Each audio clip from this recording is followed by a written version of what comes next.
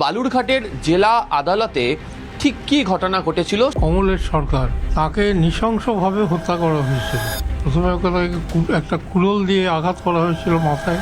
মমতা বন্দ্যোপাধ্যায় অনেকটা রাত, ধরতে পারেন প্রায় 12টা 12:30 হবে, বাইরে বেশ বৃষ্টি হচ্ছে, দুর্যোগ হচ্ছে, এইরকম একটা সময় উনি আমার বাড়িতে আসেন। আমি ওনাকে একটু তাকাতে উনি আমাকে বললেন যে আমি কিন্তু আইন পড়াশোনা করেছি, আইন পাশ করেছি।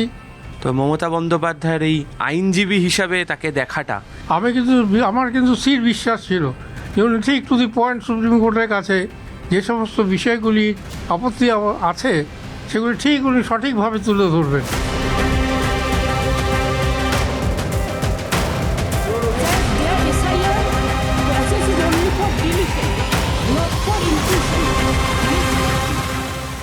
সর্বোচ্চ আদালতে সর্বোচ্চ লড়াই নিয়ে গিয়েছেন মমতা বন্দ্যোপাধ্যায়।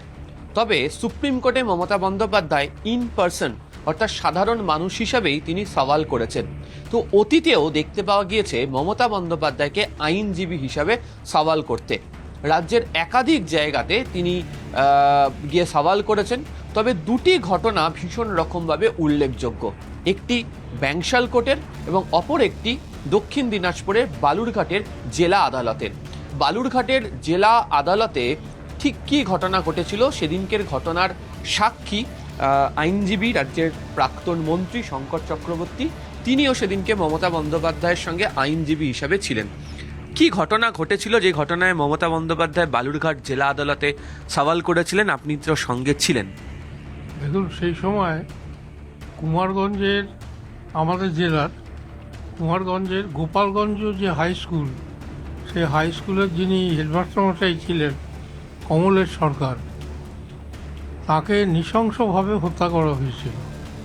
প্রথমে ওকে একটা কুড়োল দিয়ে আঘাত করা হয়েছিল মাথায়, এবং উনি রক্তাক্তভাবে গুরুতর আহত হয়েছিলেন এবং তারপরে উনি আলটিমেটলি মারা যান। সেই ঘটনাটাকে নিয়ে হেডমাস্টারমশাই এইভাবে আক্রান্ত হওয়ার পর এবং তার মৃত্যুকে নিয়ে কুমারগঞ্জের একটা আপামর সবাই উত্তাল হয়ে ওঠে পরিস্থিতি, এবং বিশেষ করে ওই স্কুলের ছাত্ররা, অভিভাবকরা এবং স্থানীয় মানুষ, তারা একটা প্রতিরোধ আন্দোলনে ঝাঁপিয়ে পড়ে এবং তার বিচার দাবি করেন। সেই সময় পুলিশের দিক থেকে প্রথমত ওটাকে দমন করার চেষ্টা করা হয়, তারপরে সে আন্দোলনে আলটিমেটলি গুলি চালিয়েছিল। সেই গুলিতে ওখানকারই একটি সম্ভ্রান্ত পরিবারের কুমারগঞ্জের ছেলে, ওই স্কুলেরই ছাত্র পার্থ সিংহ রায়, সে ওই গুলিতে আহত হয়ে ওইখানেই সে মারা যায়, এবং তারপরে তার মৃত্যুকে নিয়ে আবার উত্তাল হয়ে ওঠে। এবং সেই ঘটনাকে কেন্দ্র করে পুলিশ বহু লোককে গ্রেপ্তার করে, তার মধ্যে অধিকাংশই ছিল ছাত্র, অভিভাবক এবং কুমারগঞ্জের বেশ কিছু সাধারণ মানুষ, এবং তারা দীর্ঘদিন তারা জেলে ছিল, তাদের জামিন কিছুতেই হচ্ছিল না। এই অবস্থায় উনি সেই খবরটা পেয়ে আমাদের মাননীয় বর্তমান মুখ্যমন্ত্রী মমতা বন্দ্যোপাধ্যায়, উনি তখন খুব সম্ভবত যুব কংগ্রেসের সভানেত্রী ছিলেন, উনি বালুরঘাটে আসেন।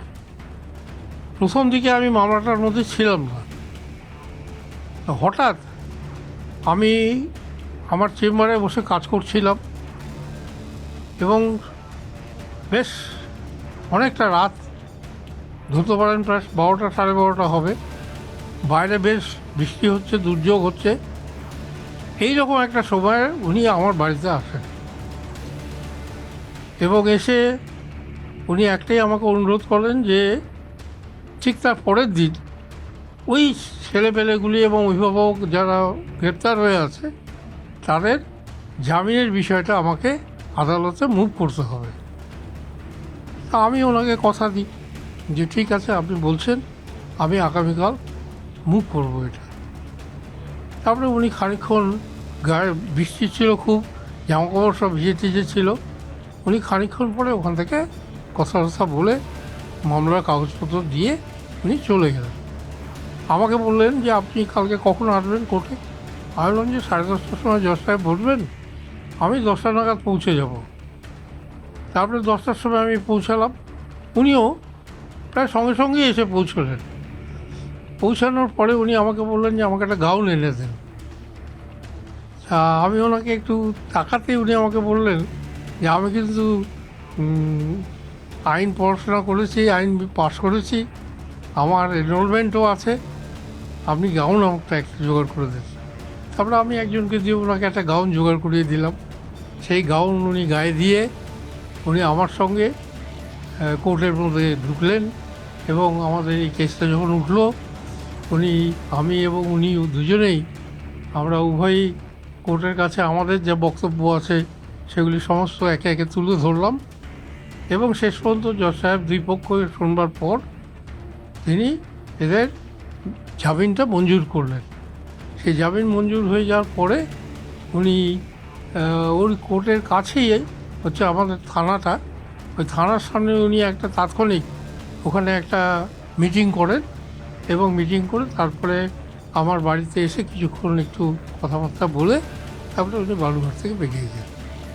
সেই সময় উনি বিরোধী নেত্রী ছিলেন, যুব কংগ্রেসে ছিলেন, তারপর তার নিজের দল তৃণমূল কংগ্রেস, এখন রাজ্যের মুখ্যমন্ত্রী, প্রশাসনিক প্রধান। যদিও আজকে ইন পার্সন তিনি সুপ্রিম কোর্টে দাঁড়ালেন, তো মমতা বন্দ্যোপাধ্যায়ের এই আইনজীবী হিসাবে তাকে দেখাটা, সামনে থেকে দেখাটা আজকের দিনে বসে কি মানে দেখুন, উনি যখন আমি শুনলাম এবং দেখলাম বিভিন্ন মিডিয়াতে যে উনি সুপ্রিম কোর্টে নিজেই সওয়াল করবেন, আমার কিন্তু স্থির বিশ্বাস ছিল যে উনি ঠিক টু দি পয়েন্ট সুপ্রিম কোর্টের কাছে যে সমস্ত বিষয়গুলি আপত্তি আছে সেগুলি ঠিক উনি সঠিকভাবে তুলে ধরবেন, কারণ আমি তো ইতিপূর্বে দেখেছি ওনাকে সওয়াল করতে।